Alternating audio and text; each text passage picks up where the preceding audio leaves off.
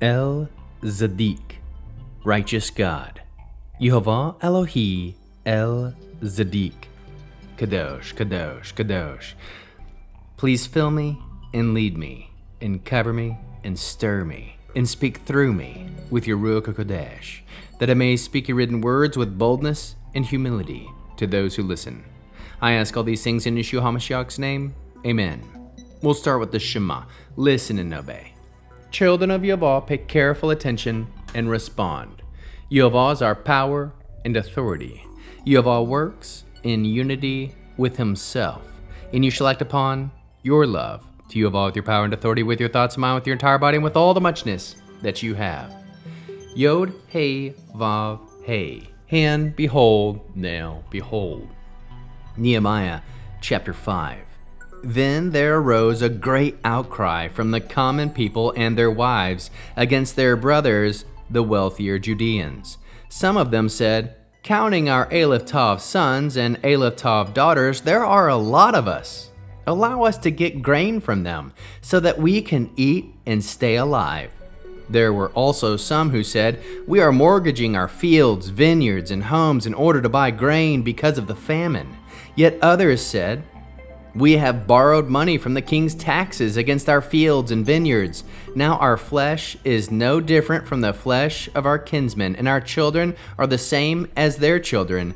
Yet we are bringing our sons and daughters into bondage as slaves. Some of our daughters have gone into slavery already, and it's beyond our power to do anything about it, because other men have our fields and vineyards." When I heard their Aleph Tav outcry and the Aleph Tav reasons for it, I became very angry. I thought the matter over and then took issue with the Aleph Tav nobles and the Aleph Tav rulers. I charged them, "You are lending against pledges, everyone to his brother," and I summoned a great assembly to deal with them. I said to them, "We, to the limit of our ability, have redeemed our brothers the Judeans, who have sold themselves to the pagans. Now you are selling your own Aleph Tav brothers, and we will have to buy Aleph Tav them back." They stayed silent. They couldn't think of anything to say. I also said, What you are doing is not good. You should be living in the fear of our Elohim, so that our pagan enemies won't have grounds for deriding us. Moreover, my brothers and my servants, I too have loaned them money and grain. Please, let's stop making it so Aleph Tav burdensome to go into debt. Please, today, give them back their vineyards, fields, olive groves, and homes. Also the 100 pieces of silver and grain, wine, and olive oil. You demanded them as interest." They answered, "We will give it back. We will require nothing from them. Yes, we will do it just as you say." Then I called the Aleph Tav Kohanim and took an oath from them that they would do as they had promised, shaking out the fold in my garment. I said, "May God thus shake out every Aleph Tav man from his house, and from his work, who fails to live up to this Aleph Tav promise.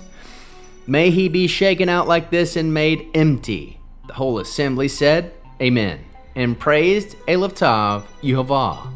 And the people did as they had promised. Besides that, from the time I was appointed their Aleph Tav governor in the land of Yehuda, from the 20th year and the 32nd year of Artaxerxes the king, that is, for 12 years, neither I nor my colleagues drew on the governor's living allowance.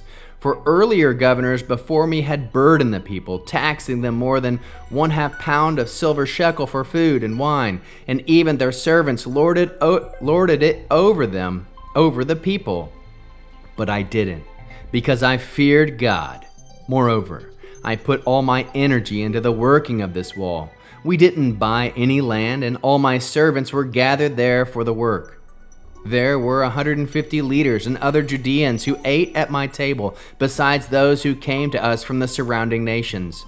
Every day 1 ox, 6 choice sheep, and fowl were prepared for me, and every 10 days a supply of all kinds of wine.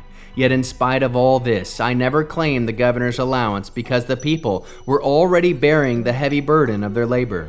my God, remember favorably everything I have done for this people. How can we learn to love our Creator after reading this awesome 5th chapter of Nehemiah? We can love Yehovah by rejecting selfish gain that oppresses others. Love Yehovah by walking in His righteousness in financial dealings. Love Yehovah by fearing Him above all earthly profit. How can we love our neighbors as we love ourselves and as Yeshua loves us? By freeing others from burdens of debt, oppression, and exploitation, treating them as family in Yehovah's covenant.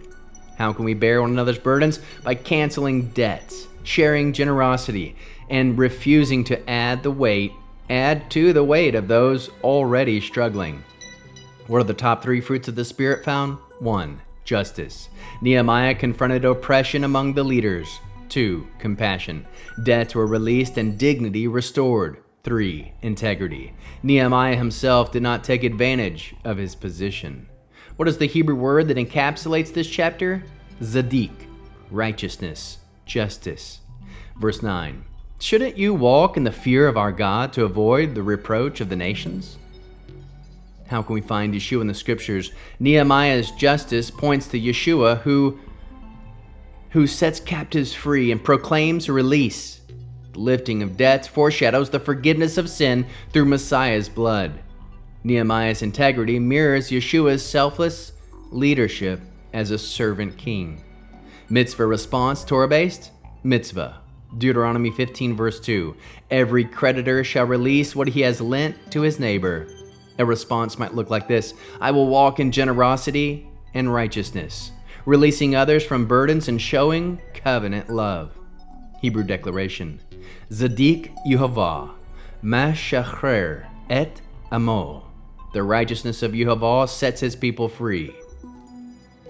We'll end with the Aaronic blessing using the name. Yehovah will kneel before you presenting gifts, and he will guard you with a hedge of protection.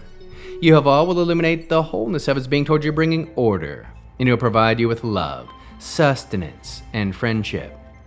Yehovah will lift up the wholeness of his being, look upon you, and will set in place all you need to be whole and complete. Shalom, shalom.